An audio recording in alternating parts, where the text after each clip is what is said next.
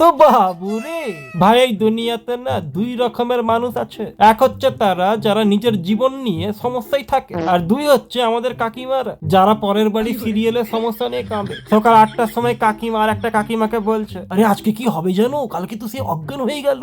আমি অজ্ঞান শব্দটা শুনে কাকিমাকে জিজ্ঞেস করলাম, কাকিমা কি?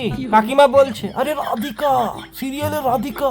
আর সেদিকে আমি মাথা চুলকাতে চুলকাতে ভাবছি, রাধিকাটা কি, আমাদের আত্মীয় না পাড়ার মেয়ে? আর সবচেয়ে ভয়ঙ্কর ব্যাপারটা কি জানো, সিরিয়াল না দেখলে আমার কাকিমার বিপি বাড়ে, আর সিরিয়াল দেখলে আমার বিপি বাড়ে। ঠিক তখনই কাকিমা বলে ওঠে, আজ সবাই চুপচাপ থাকবে, আজকে একসাথে 3টা সিরিয়াল দেখবো। আর এটা শোনার পরে আমি খুব ভালো করে বুঝে যাই, আজকে আমাদের বাড়ি আর বাড়ি থাকবে না, স্টার জলসার ইমার্জেন্সি ওয়ার্ড হয়ে যাবে। আর এখানেই সমস্যাটা শুরু হয়, কারণ কাকিমারা সিরিয়াল দেখে না, কাকিমারা সিরিয়ালের ভেতরে ঢুকে যায় আর নিজেকে কল্পনা করতে থাকে। এই কাকিমার সিরিয়াল শুরু হওয়ার ঠিক 5 মিনিট আগে বাড়ির পরিবেশ এমন হয় না যেন রাষ্ট্রপতির ভাষণ শুরু হবে। ফ্যানের শব্দ কম, দরজা বন্ধ, ফোন সাইলেন্ট। আর আমি তো নিঃশ্বাস নিলেও সমস্যা, নাকি ওই নিঃশ্বাসের আওয়াজ চলে যাবে আর ডিস্টার্ব হবে। ভাই কি বলবো, আমি সামান্য হাঁচি দিয়েছিলাম, কাকিমা ফাট করে বলে উঠলো, ভাই যা মিস হয়ে গেল এই মুহূর্তে ডায়লগটা। সিরিয়াল চলাকালীন কাকিমাদের কিছু নিয়মাবলী থাকে। এক হচ্ছে কোনো প্রশ্ন করা যাবে না, 2 হচ্ছে যদি জল তৃষ্ণা পায় তাহলে নিজে নিয়ে খাও, আর 3 নম্বর হচ্ছে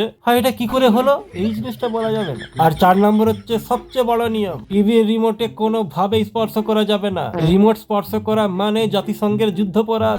ভাই একদিন ভুল করে না আমার হাতটা রিমোটে পড়ে গিয়েছিল। কাকিমার চোখ এত বড় বড় করে আমার দিকে দেখছিল না, যেন সিরিয়ালের ভিলেনটা আমি হয়ে গেছি। সিরিয়ালে কেউ কাঁদছে মানে কাকিমাও কাঁদছে, মেন চরিত্রের মা কাঁদছে, কাকিমা দ্বিগুণ কাঁদছে। কাকিমাকে আমি বললাম, কাকিমা এটা তো অভিনয়। কাকিমা খাওয়া খেয়ে রেখে গেল, বলে চুপ, আমি ওর কষ্টটা বুঝি। ভাই সিরিয়াল দেখে কাকিমা এমন অ্যানালাইসিস দেয় না যেন উনি সিবিআই, এফবিআই, সিআইডি সব একসাথে। আর সাথে বলেও, দেখ এই মেয়েটা কত খারাপ। আমি তখন কাকিমাকে বলি, কাকিমা এটা তো বৌমা। বলে হ্যাঁ ওই জন্যই তো খারাপ। সাথে এটাও বলে নাকি এই বৌমার চোখের চাউনি খারাপ। আমি মনে মনে ভাবি, ভাই মানেটা কি, চোখের চাউনি দেখে ক্যারেক্টার সার্টিফিকেট বাতিল? কাকিমা সিরিয়াল দেখলে আমার কাকারা তখন সাহস থাকে না রিমোট চাওয়ার, কিন্তু একদিন সাহস করে কাকা বলেই ফেললো কাকিমাকে, এই আজকে একটু খবর দেখবো দাও তো। কাকিমা ঘুরে কাকাকে বলছে, খবর কালকে হবে, নাহলে তোমার এখন খবর করে দেবো। তোমার খবর দেখার সময় যদি ওই সিরিয়ালের মেয়েটা অজ্ঞান হয়ে যায় আর আমি যদি ওই সিনটা মিস করে দিই তাহলে কি হবে ভাবো।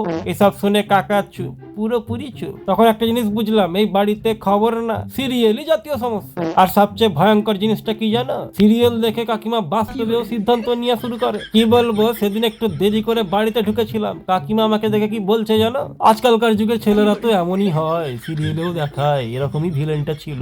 আমি তখন না আকাশ থেকে পড়ি। কাকিমাকে আমি তখন বলি, কাকিমা আমি আর সিরিয়ালের ভিলেন কি এক হয়ে গেল? কাকিমা বলে, হ্যাঁ তোরা সবাই এক। আর সিরিয়াল শেষ হওয়ার পরে কাকিমার মুখের এক্সপ্রেশন এমন থাকে না যেন উনি যুদ্ধ থেকে ফিরছেন। কাকিমা বলে বাসে, কোচি জানিস আজকের এপিসোডটা কত ভারী ছিল? আমি তখন কাকিমাকে বলি, কাকিমা ভারী কেন? কারণ সিরিয়ালে নাকি 2 মিনিট কেউ কথা বলেনি, আর এটাই নাকি ভারী। আর পুরো সময় free slow motion, free background music বাজছিল নাকি। তাই বন্ধুরা, যদি কখনো বাড়িতে শান্তি না পাও তাহলে একটা জিনিস বুঝে নিও, বাড়িতে এখন কাকিমা সিরিয়াল চলছে। কারণ এই দুনিয়ায় অনেক রোগ আছে, কিন্তু সবচেয়ে ভয়ঙ্কর রোগ একটাই, সেটা হচ্ছে কাকিমাদের সিরিয়াল দেখার সিনড্রোম।